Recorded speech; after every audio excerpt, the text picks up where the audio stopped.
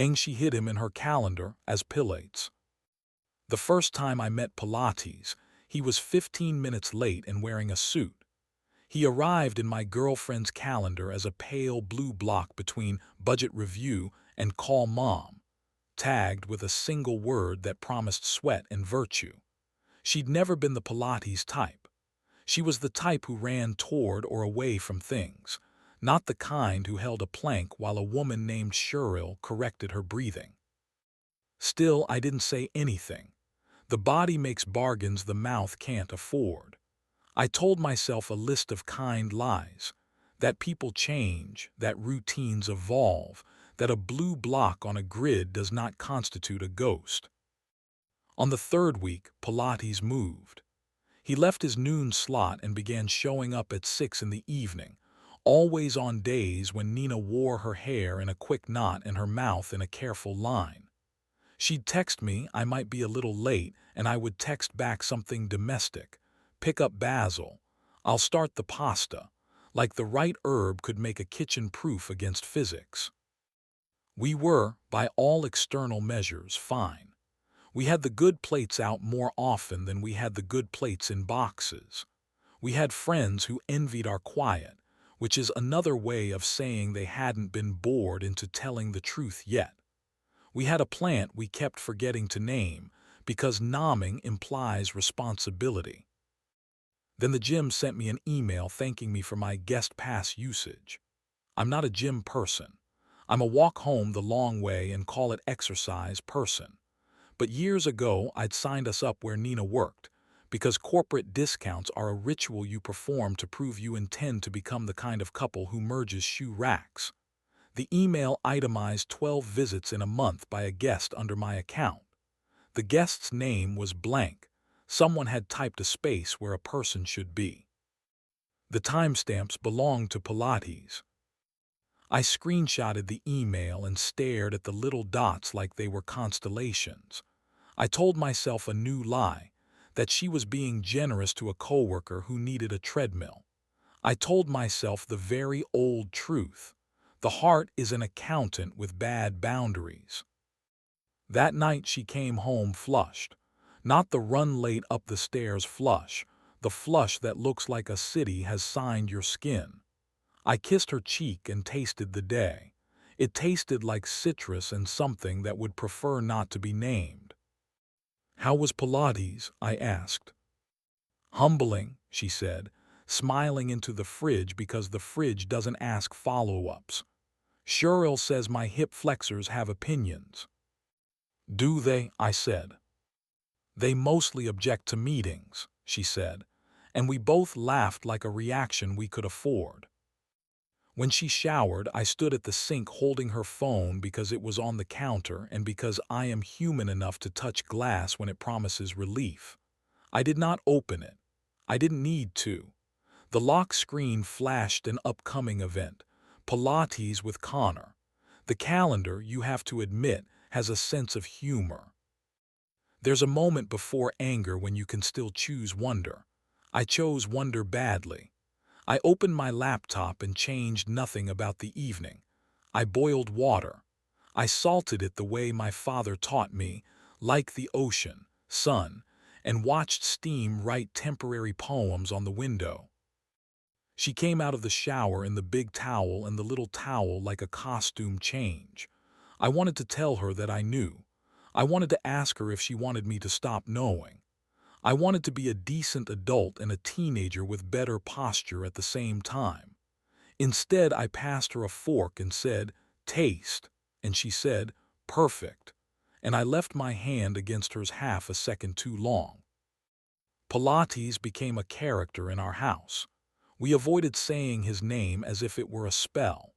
The calendar bloomed. The gym thanked me for my generosity. The guest pass usage spiked the way the heart does when it thinks something is about to happen and then learns it already did. One Wednesday, the doorman waved at me and said, "Your friend, ahead of you." And when I said which friend, he said, "The one with the tote bag and the shy mouth." And I wanted to tell him that shy mouths are the loudest. but I smiled and took the elevator because stairs felt like a commentary I hadn't earned. The elevator opened to the hallway with the carpet that tries to make everybody walk better. I heard laughter thin through the door and then thicken, and then nothing.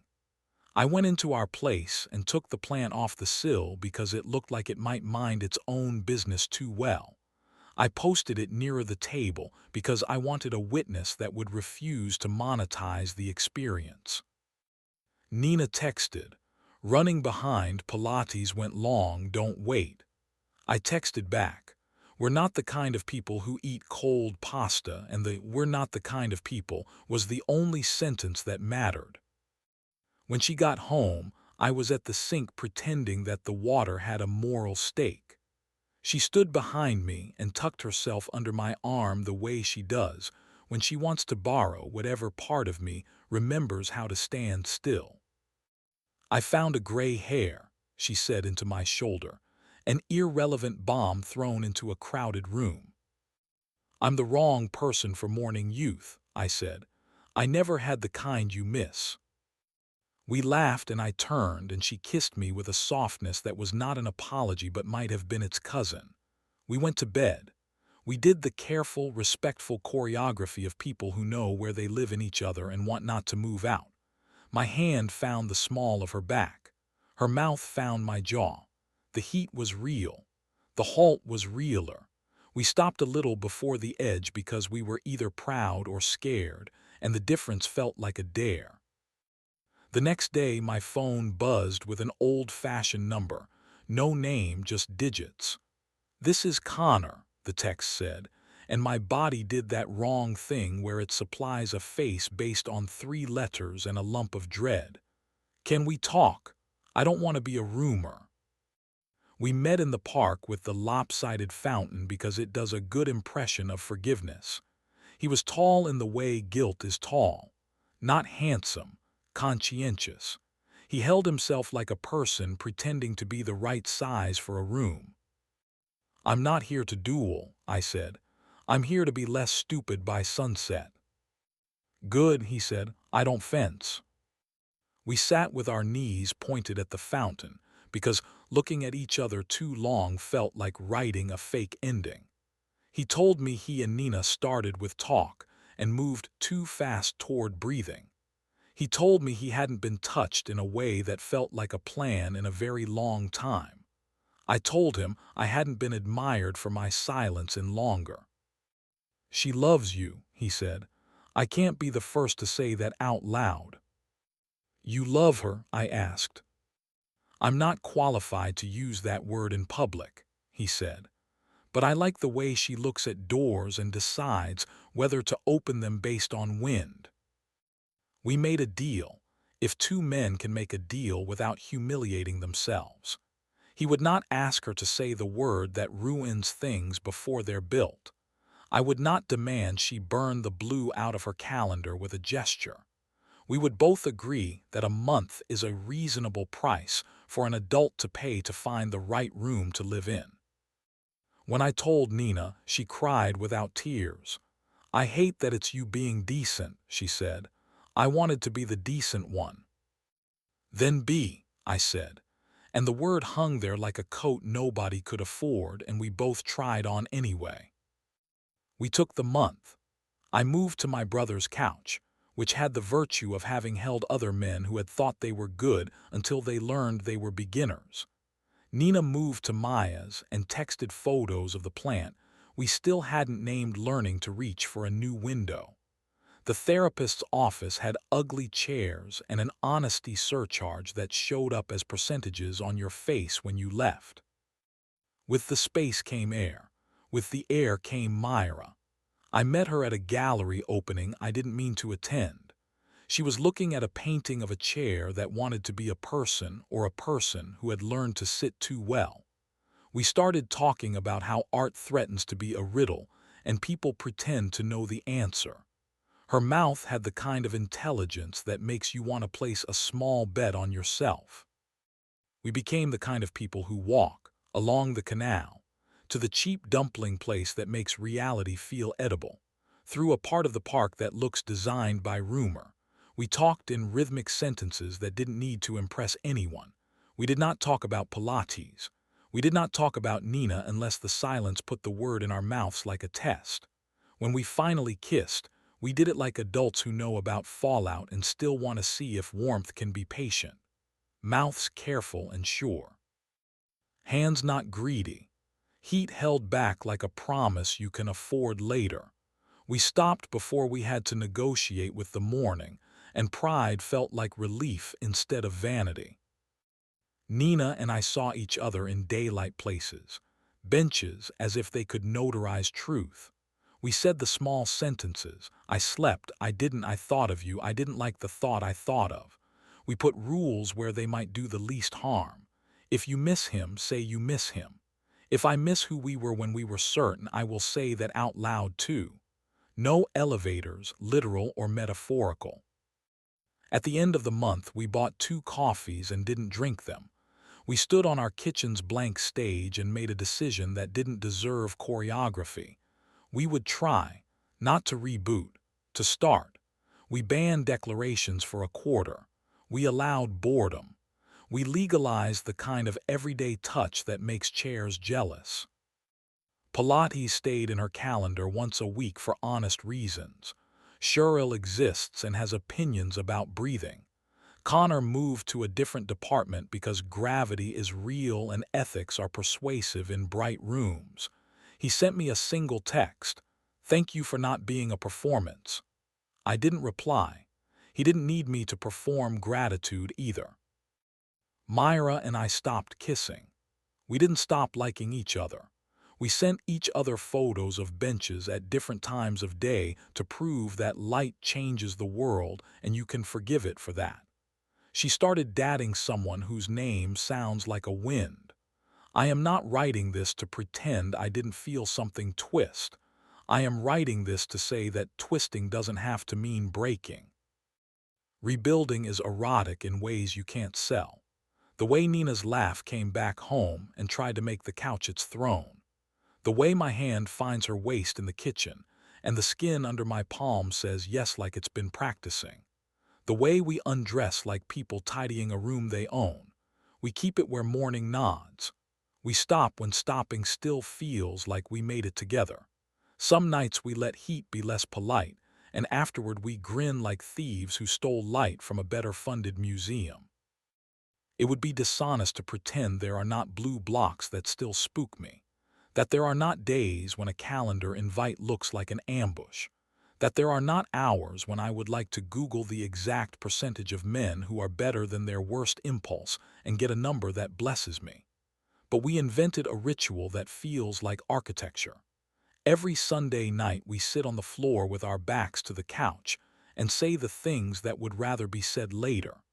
I wanted him this week. I wanted out on Wednesday.